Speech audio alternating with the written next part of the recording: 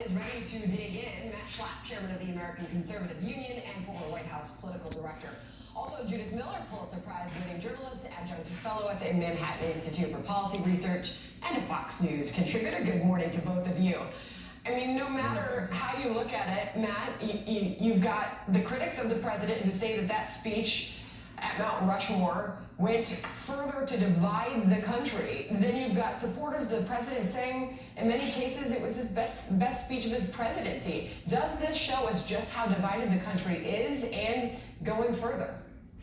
Yeah, the country's divided. The difference today, Sandra, between now and 2000, when I worked on the presidential campaign in 2000, you had a division amongst Republicans and Democrats. The Democratic Party is now fully embracing socialism, and the core of that party has become quite radicalized. I would disagree when you guys say that President Trump is doubling down on the culture war.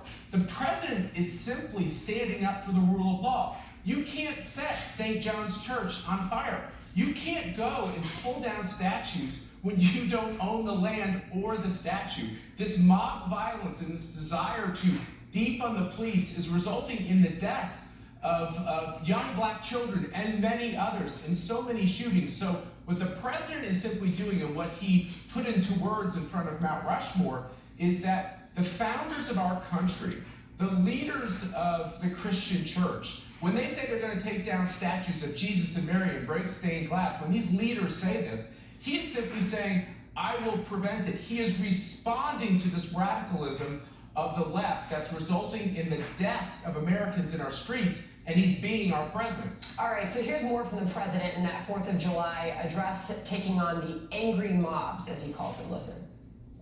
We will never allow an angry mob to tear down our statues, erase our history, indoctrinate our children, or trample on our freedoms. Together we will fight for the American dream, and we will defend, protect, and preserve American way of life. All right, so we're trying to get Judy up here in just a second, as it goes sometimes with live TV. But Matt, to you on the president's strategy, I hear you saying that he's ginning up his base, but is he growing? Is he building that base? Is he winning over the undecided voter with this strategy? He is not ginning up his base. The radicalized nature of the Democrats, I mean, Sandra, we've never seen this in our country, even in the 1960s. The idea that they're going after so aggressively, this idea that America is a bad place and our founders were rotten people. They are literally waking up Americans who aren't that political. What the president is doing with his words is speaking the civics lessons that I learned at tender ages in college, in school, in public school, that now they don't teach anymore.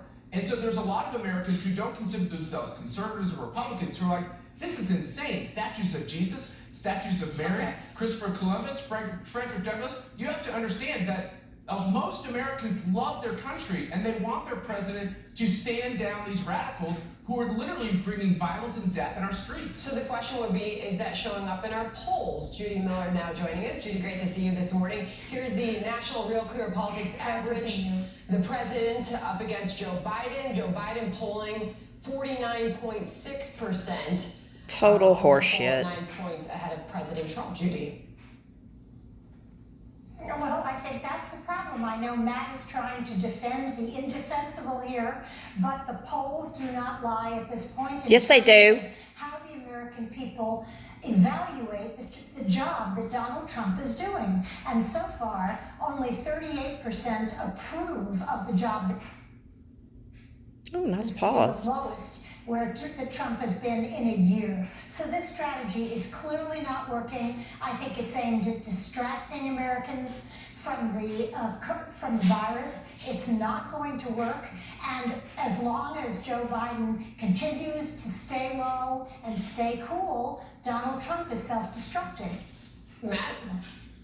Yeah, so that's laughable. I love this. I'd like to ask you two, what do we do in the face of the deaths of these young African American children? What do we do in the face of an angry mob that's literally setting fire to churches and saying they're going to destroy our religious symbols and our founders? It sounds like what you're saying is the president ought to take the Joe Biden approach and hide in Hunter Biden's rec room or his version thereof. I don't expect the president to do that. I expect the president to be active and to stop the illegal behavior. Let the political chips fall where they may. Okay, so to be clear, I'm not taking sides here, Matt. Yes, you are, bitch.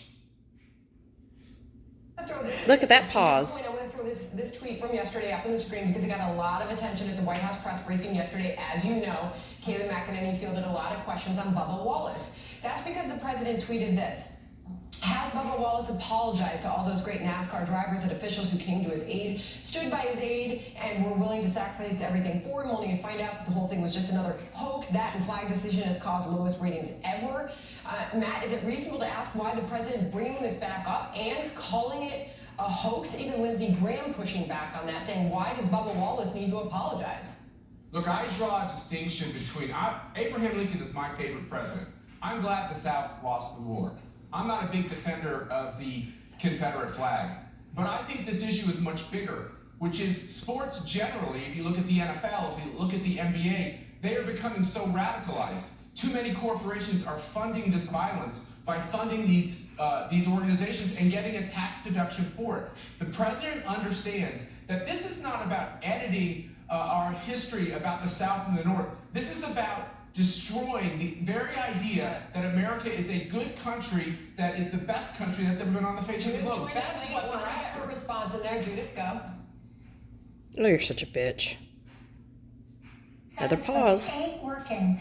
When the president did this with Colin Kaepernick, it worked because the NFL stood with the president and against Colin Kaepernick. But the times have changed. The country has changed. Now NASCAR is defending Bubba Wallace. It's defending its decision to remove the Confederate flag.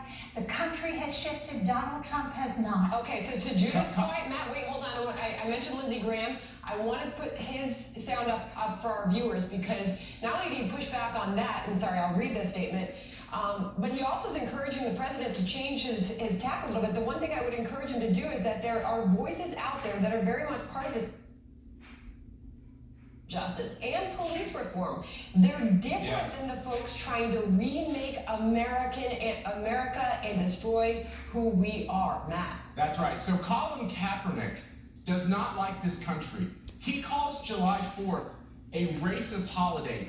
We need to make sure that we aggressively say to Colin Kaepernick that that is hostile language that we don't agree with. He has the right to say it in this beautiful country of ours, but we have the right to say that that's disgusting language. There's no question on police reform, I'm for it. Mend it, don't end it. Defund it, that's going to result in the death of inner city children, and I'm not for that. And this president has led on criminal justice reform. This president has done more to help the plight of people in our inner cities. Remember, Minnesota, run by socialist Democrats. Democrats like to take the African American vote for granted. Who's actually doing things, including creating jobs for African Americans? It's been President Trump. There's not a racist bone in his body. And if we keep hovering over this idea of calling everybody who's a Republican or a conservative a racist, we belie history. It's the Republican Party who helped change this country on race. Judith gets the final word. Oh, of course she does, because it's And negative. that's why so many God, I hate Republicans these are very people. upset about the campaign strategy and the tactics that Donald Trump is using, because he is, whether or not he is or is not a racist, and I don't know, but I do know that he is doubling down on the politics of racial resentment, and a lot of Republicans are uncomfortable with that. Okay. Oh, Matt bullshit. and Judith, a spirited debate. Thank you for that. Great to see Of both course she gets the last word, bitch.